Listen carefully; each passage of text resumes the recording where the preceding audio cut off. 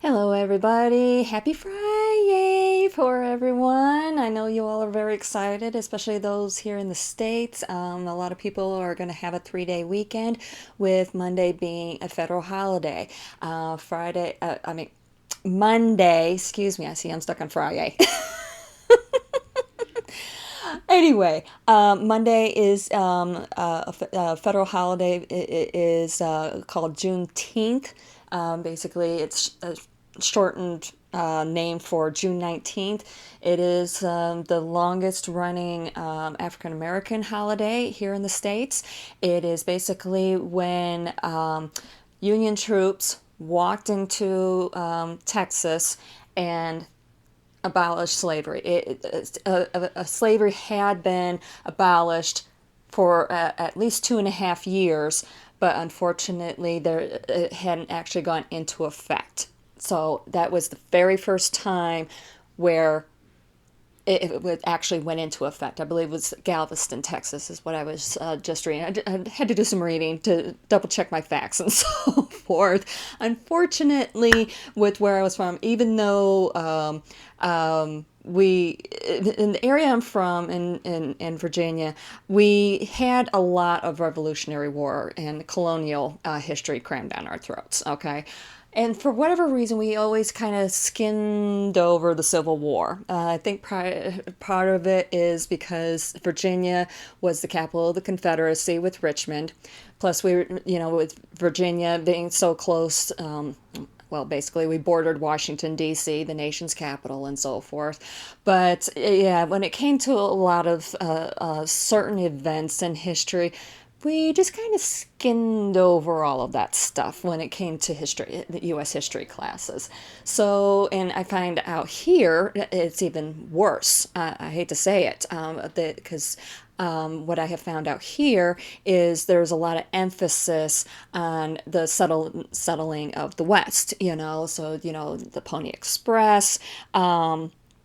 The missions, the gold rush, the California gold rush, things like that. That's just kind of the experience that I've had with talking with people who were actually born and raised here and everything. When I start talking about, like colonial history, the 13 colonies and so on and so forth, I find it's a little bit lacking out here. Whereas out there, it was just like, oh my gosh, if I have to listen to this one more time. So yeah, I will admit I had to do a little bit of my own fact checking and so forth. But it is a very important holiday because, like I said, it's when slavery finally was starting to be emancipated. It was finally going into force, with finally having it abolished. Okay, so that's why this holiday is so important for everyone. Okay, because to be honest with you, I remember something. It's actually in relation to the Holocaust. Where there was some, it was one of those, I can't think what they're called, analogies or whatever. Basically, first they came for, this group, first they came for the Jews, then they came for the gays, and they came for, the political descendants, and so on and so forth, and then when finally came around to you, there was nobody around to save you. So you can put it in that sort of perspective. If we don't take those steps forward with being civilized people, then we're going to just keep repeating the same cycles over and over again. Okay, so that's what the main reason why this holiday that's coming up, why it needs to be recognized. On the one hand, it should be celebrated, but it should also be memorialized. Okay, so with that in mind, I had decided to do with today's reading. I decided to use this one deck, even though it doesn't have any numbers and everything. I have used it once before, but I wanted to leave some positive energy for us for the weekend. Not just for, because it's the weekend, but also because we do have this very important holiday that's coming up. Okay, so let's go ahead and in actuality, in many ways, this whole reading does fit in to what I've just been talking about. Okay, so first spread, Spirit Animal Oracle. See what sort of spirit animals we have around us. First one from the bottom of the deck, number 53 card, is a seahorse spirit. Watch and wait. Okay. Second card from the top of the deck, the number 32 card, the hawk spirit. Let spirit be your guide. And last card from the top of the deck, number 43 card, the owl spirit. You see clearly now. You can see clearly now. The rain is gone. Yeah, our rain is gone. Come to think of it. Hey. All right. Second deck I decided to use today, How to Be a Wildflower deck by Katie Daisy. I know. I just love this deck. All of the cards are different, and even the backs are all different. Okay. And they all have different messages, either ones that she's created or they're quotes from famous people. Okay, so first card from the numerology is 11 for this, and since this deck doesn't have any numbers, the whole thing, the whole spread is 11. So definitely all about vision, seeing clearly now. Okay, and also partnership. If you want to reduce it down, let spirit be your guide. Co-creating with spirit. Okay, so first card from bottom of the deck, every morning is a fresh start. And on the back, rooster. All right.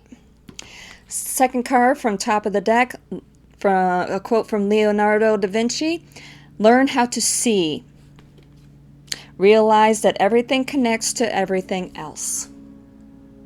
Okay, and then the back of the card, this spider with spider web and snake and so forth. All right. And the last card from top of the deck, a quote from George Washington Carver. Nothing is more beautiful than the loveliness of the woods before sunrise. Okay, and the back of the card, beautiful pine tree. All right, so yeah, and the one thing that is really standing out for me with this is the color green. So all about heart. So vision, all about heart, seeing clearly and so forth, seeing how everything is all connected, seeing how we're all connected. What no matter how how we may look and so on and so forth. What sort of species we may be, and I'm not just talking about humans. Obviously we're the human species and we have all different categories and so forth. I'm talking about whether we're a human, we're a cat, we're a dog, a plant, palm tree, whatever, an insect, grasshoppers. Hey, the big thing around here right now is grasshoppers. Doesn't matter, because we're all connected. Okay, and the quicker we can see that, the quicker that we can see that we are all connected to each other through energy and so forth. It's like one big giant web with how we're all connected. Just like with this card here with the back with the spider web. You pluck that one of those, and spider's going to feel it. Same thing. Okay, what happens over here, it can be felt over here. Okay, we're all connected, one way or another, and it's important for us to realize that. And no matter, even if we get agitated and everything, because of what's going on over here, and it's plucking everything over here, every morning is a fresh start.